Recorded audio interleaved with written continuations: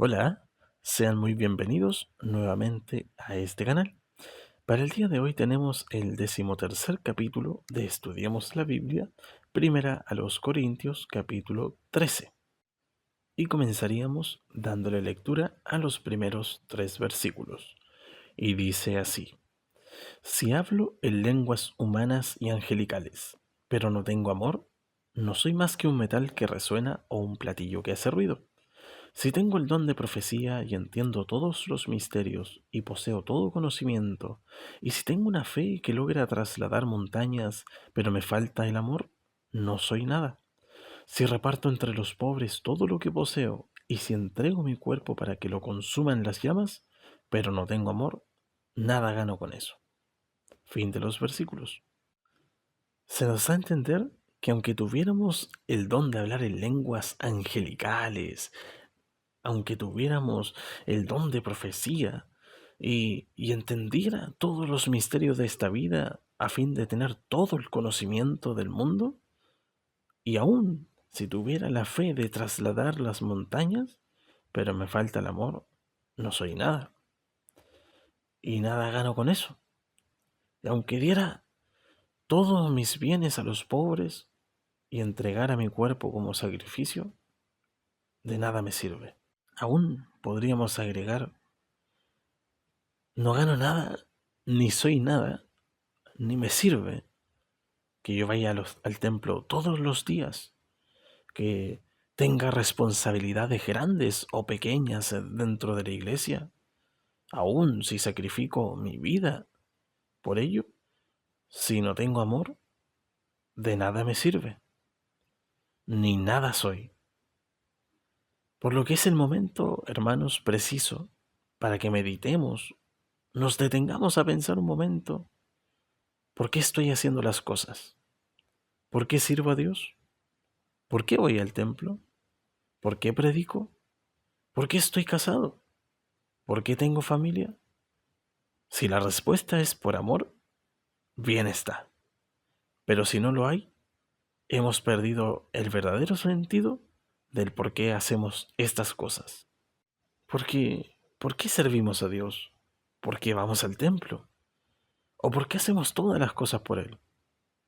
Y la respuesta sería: porque Él nos amó primero.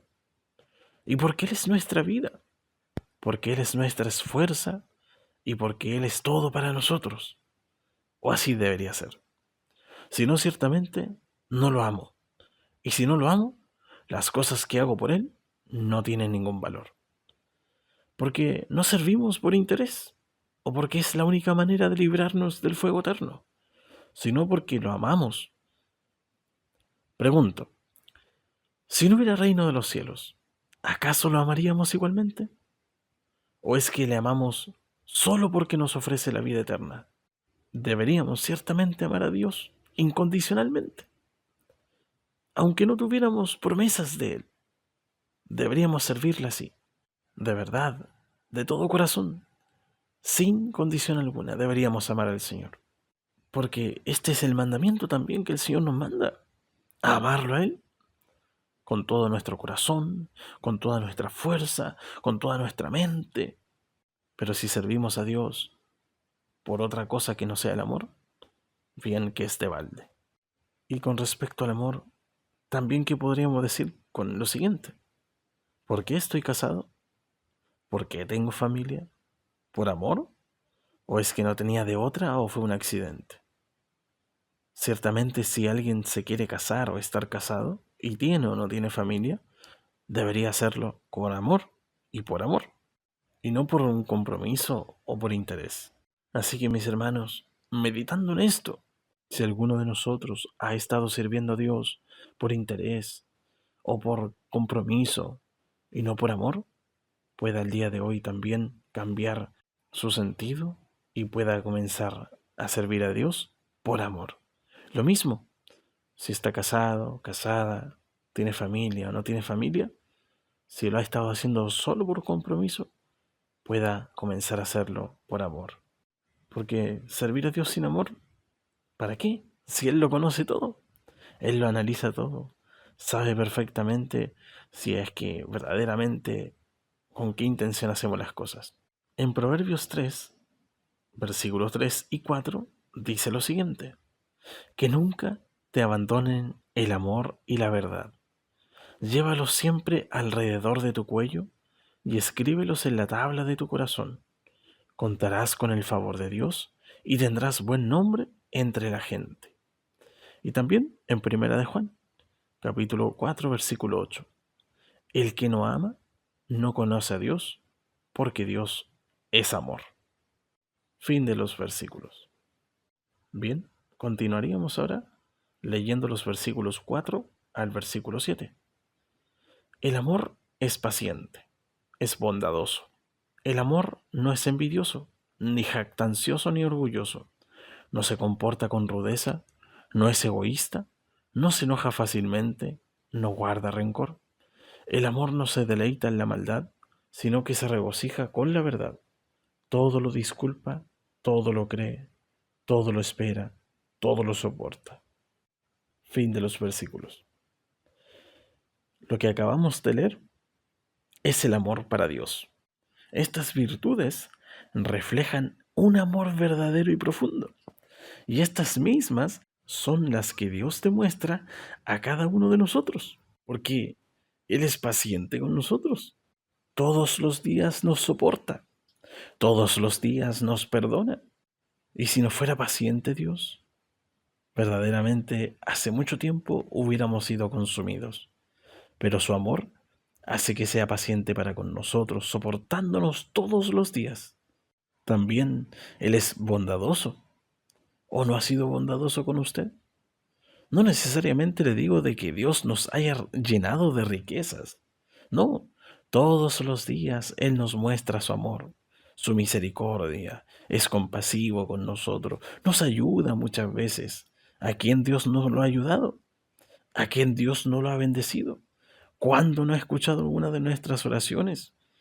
Incluso algunas veces ha respondido oraciones que encontramos nosotros tan pequeñas.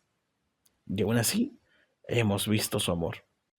Y bien que podemos ver también en el amor del Señor, que no nos trata con rudeza o no nos trata mal. No es egoísta con nosotros. Y egoísta no lo es, porque Él dice en su palabra que al que le pida conocimiento, Él lo va a otorgar ampliamente y sin reproche. Y no nos guarda rencor. Oiga, si Dios nos guardara rencor, ¿se imagina? Qué locura sería. Pero no, no nos guarda rencor. Por el contrario, cada vez que perdona nuestros pecados, Él los olvida para siempre. Porque ese es un verdadero perdón. No se deleita en la maldad, sino que se regocija con la verdad. Él todo lo disculpa, todo lo espera y todo lo soporta. Y así también es como nosotros deberíamos amar también a los demás. Así como Dios nos ama a nosotros, también nosotros deberíamos amar a los demás, entendiendo que el amor hacia Dios y el amor hacia el prójimo nunca va a ser algo malo. Y, y sabemos que estas son las instrucciones que tenemos que cumplir.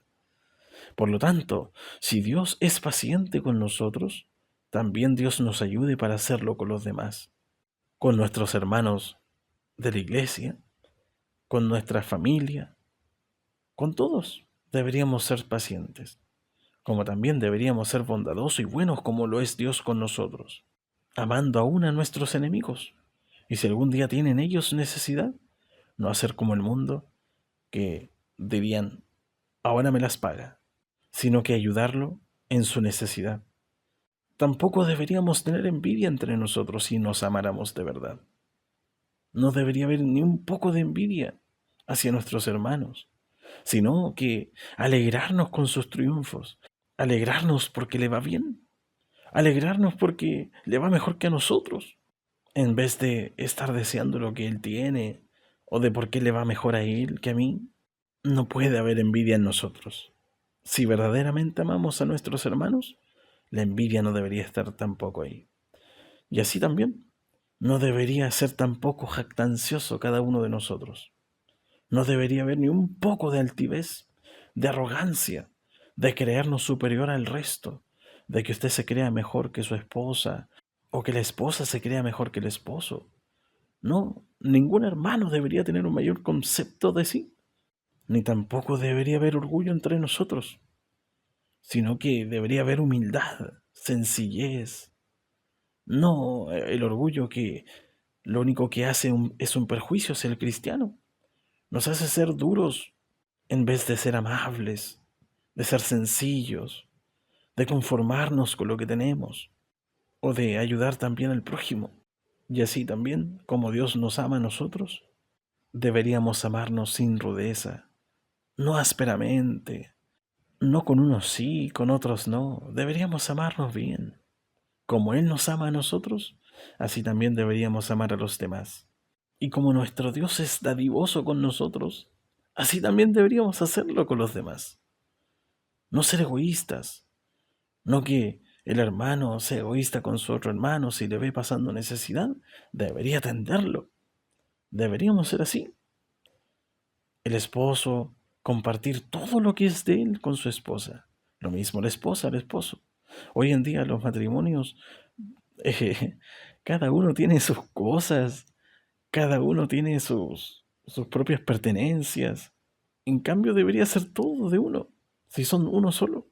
Las familias no se comparten lo que tienen, sino que cada quien vive para sí. Y eso no debería ser así.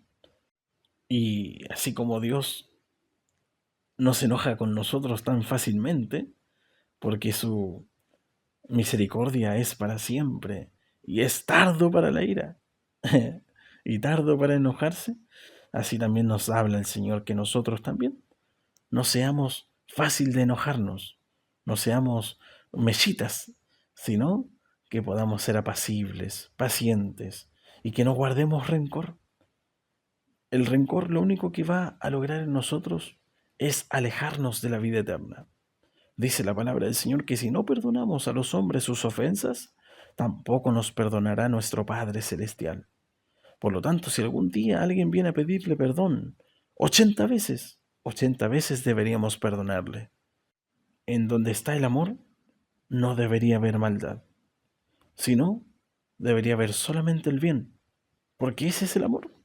El resultado del amor es el bien hacia nuestro prójimo. Pero y así como hablamos hacia nuestro prójimo, sobre todo deberíamos amar a Dios. Deberíamos soportarlo todo, por amor a Él, creerlo todo, aguantar todo, sin rebelarnos, sin quejarnos, sin ser orgullosos. Y así deberíamos amar a nuestro Dios, porque Él nos ha amado primero y Él debería ser todo para nosotros. Ahora, mis hermanos, ¿qué hacer si el amor se ha apagado en nosotros? ¿Qué hacer si este amor no está hacia Dios, hacia nuestros prójimos? Porque sabemos perfectamente que el fruto del Espíritu es el amor. Pero ¿y por qué de repente no está el amor en nosotros? Y la respuesta es simple. Es porque no estamos en plenitud en Cristo. Porque Cristo no mora en plenitud en nuestras vidas. Porque lamentablemente quizás nos hemos enfriado. Pero para que volvamos a amar a Dios, volvamos a amar a nuestros prójimos, es importante vivir plenamente con Cristo, que Él viva plenamente en nuestro ser. Y de esa forma, el fruto del Espíritu se manifestará completamente en nuestras vidas. Pasaríamos a los últimos versículos, desde el versículo 8 al versículo 13.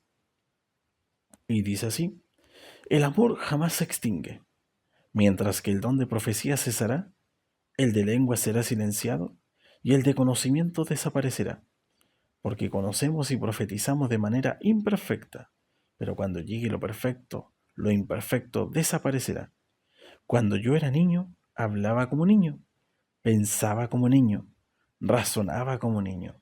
Cuando llegué a ser adulto, dejé atrás las cosas de niño.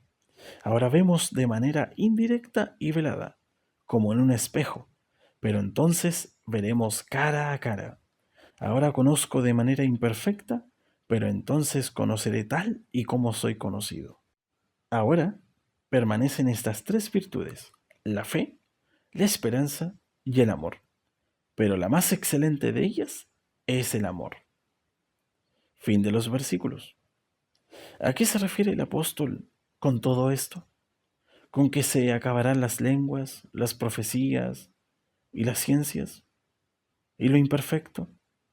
Se refiere a que hoy en día las profecías y lo que conocemos es imperfecto. E incluso nosotros lo somos. Pero así será hasta que llegue lo perfecto. No quiere decir con esto que en este tiempo o en este tiempo en algún futuro, antes que venga Cristo, cesarán las lenguas, las profecías y el conocimiento. No, solamente que todo esto es imperfecto hoy, pero llegará aquel día en que todo esto sea perfecto. Y así como lo dice en su ejemplo, cuando era niño hablaba como niño y hacía las cosas como niño, pero cuando llegó la adultez dejó atrás las cosas de niño. Entendiendo con esto que hoy en día nosotros vemos todo imperfecto, todo nublado lo vemos, como un niño, pero cuando llegue lo perfecto, las cosas tendrán un verdadero sentido, ya entenderemos todo. Y es allí, cuando esté todo perfecto, donde no se necesitarán las profecías, el conocimiento y nada de lo imperfecto de hoy en día. Porque también les digo, cuando llegue ese día perfecto, también va a cesar la fe y la esperanza. Porque en aquel día, ¿para qué vamos a tener esperanza si ya lo tenemos todo? ¿Para qué vamos a tener fe si ya lo podemos ver? Pero todas estas cosas van a cesar. Sin embargo, el amor jamás se va a extinguir, porque el amor es eterno, porque Él es eterno. Y como último, el apóstol Pablo dice que cuando llegue ese día perfecto, o cuando llegue lo perfecto, conoceremos tal cual fuimos conocidos en nuestra vida. Esto sería el estudio del día de hoy. Dios nos ayude a que podamos volver a amar a Dios de verdad, a nuestros prójimos y poder vivir conforme a su voluntad. Solamente con su ayuda se puede lograr todo esto. No imitemos nunca al mundo y al egoísmo que tiene, que es amarse primero a sí mismo y luego a los demás.